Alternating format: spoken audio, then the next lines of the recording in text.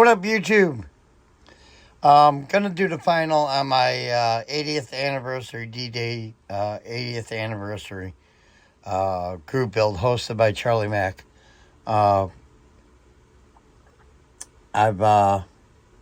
always been amazed at Operation Overlord. Let's move this box. Did the Hawker Hurricane. And I'll show you what I got here. Put that down there. Did this, finished it up. I had it almost done Wednesday, and I had to, ended up getting stuck out of town, wasn't able to make it back on time on my logbook, so had to finish it up last night. And of course, I didn't get a chance to do a video finishing the decals and that, but it turned out pretty good. I did the markings, the stripes by hand, masked it, but it's a lot of the stripes are painted on by the troops with a brush, or I read somewhere else a mop. But anyways, some of you know my my grandma's side, my grandma, my mom's mom, my grandma Rose had 12 brothers and sisters. 3 of her brothers, 2, 3, 4 of her brothers were in the military, and then my uncle, her son, was in the war too. But anyways, found out some interesting stuff on my Uncle Mike. My Uncle Mike Fick, he married my Aunt Rosamond. Now, this is stuff I just found out. I was talking to my cousin, his daughter, and his son, and trying to get some info out of them, what they knew. I'm still waiting on some pictures, because I know they have pictures of my other Uncle Joe. He was a gunner. I believe he was either a belly gunner or a bombardier on a B-25 Mitchell. But my Uncle Mike was married in 1943 to my Aunt Rosamond in Chicago Heights, Illinois. That's where I was born and raised too. He was a veteran of the Army, serving during World War II. In 43 he was married, and 44 he was on Utah Beach. I thought it was Juno Beach, but Juno Beach had most of the Canadian troops, I believe, did Juno. Anyways, he did Utah Beach, and he did the D-Day invasion of Normandy, northern France, the Battle of the Bulge, and he received 5 bronze battle stars, and 1 arrowhead, and 1 silver star.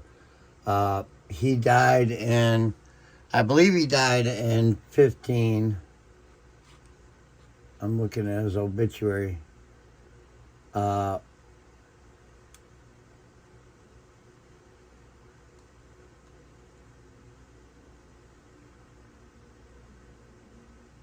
But that's pretty cool. 5 battles, bronze battle stars, and the silver star.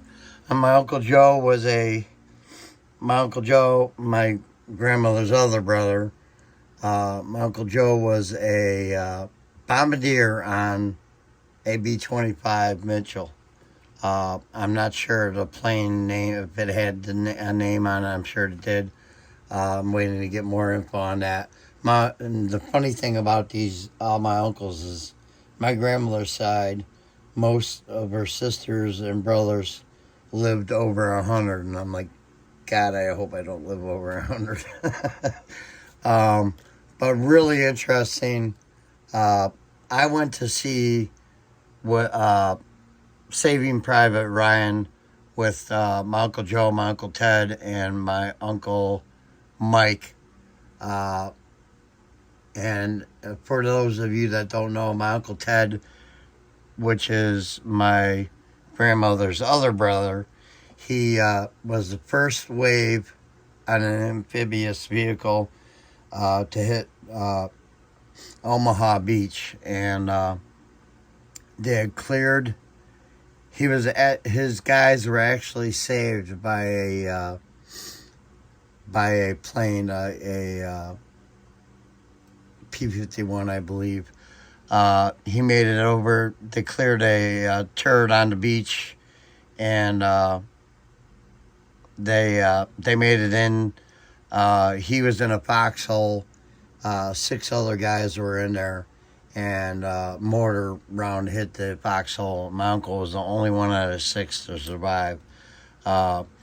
He was on the beach for approximately 2.5 hours, I believe it was, my grandma said. He received major head trauma. He got shrapnel in the forehead and side of the head. He was shot twice, one in the abdomen and one in the leg. But he survived. And he pretty much, he ended up working after the service. I remember he died back in, I think he died back in 04. And he loved his Cubs games. Chicago Cubs was his team, and he'd sit in the garage and drink his old style and smoke his Pall Mall non-filters. Actually, he was the one that caught me and my buddies smoking behind my grandma's garage. And he's like, "Oh, you want to smoke, huh? You guys are tough guys, huh? Come on, I got something for you to smoke." And he pulls out these 2 big cigars, gives me and my buddy Greg a cigar, and he's like, "Light them up." And he's like, "Yeah, smoke, inhale. And it was the worst experience I ever had. My buddy Greg turned green, as green as my cutting mat, and I wasn't too far behind him. We didn't touch another cigarette for about 5 years after that. But just the kind of guy that he was, and he pretty much never married. My grandma, his sister, was basically his keeper. And because of his head injuries, he would get grand mal seizures all the time. And that's actually one of the reasons why I wanted to become a paramedic, and go that route. But my Uncle Joe was a light truck operator in Utah Beach, and he received the only one that got injured was my Uncle Ted. He was the only one on the ward that got hurt. But yeah, it's when we watched Saving Private Ryan, my Uncle Mike and my Uncle Joe got up when they first entered, when they first made the beach. He said that was the closest to actually being there. He goes, "That's what it was." He goes, "It was like that." And I got chills just thinking about it, because I'll never forget what he said. And they're all gone now, so. But yeah. Just figured I'd share a little bit of info that I found out. I didn't know that much. I didn't know all that my Uncle Mike had did. The Buchenwald concentration camp, he was also present in the liberation of that. And then he ended up working for a tool company over here in Illinois, and was active in a lot of with the veterans from then on until he died. But yeah, very cool, very cool. It's to imagine what they went through. I mean, we got movies and we got the history, but to actually be there for them guys, who I thought were the toughest guys I've ever known, to get up and walk out of the movie theater because it got to them. They really kind of sat deep with me, you know.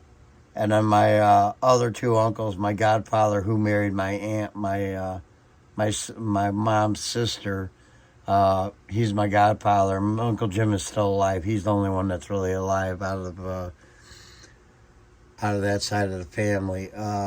He was a tank operator in Korea, I believe, and his tank got hit by rockets, and he had some video of them towing the tank back and that. And then my Uncle Jim, my other Uncle Jim, we called him Slim because he was like 7'2". He was infantry in Korea too. But yeah, and then just found out actually from my sister called me, and my cousin Sean, who's a Raptor, F-22 Raptor pilot with the Air Force, is retiring, and he will be home before Christmas, and we really don't talk to him that much because he's overseas, but I know he was a instructor in Top Gun and school class and all that, so that's cool. He's been in the military since high school, or since he enlisted. So I think, God, he's got to be 30 years, 29 years in the service. So that's cool. So it'd be cool to have him back home. I'm sure he's got a lot of stories to tell. He is actually the one. Nellis Air Force Base is where he was out of for a while, and they had a family day there, and we went out there, and he took me up in an F-18, and I'll tell you what, that I still owe him for that ride. So that's one reason why I don't like planes and I don't like helicopters or roller coasters. But yeah. So I figure I'd share a little bit of history. Thanks to Mac for putting this on. And there's my build.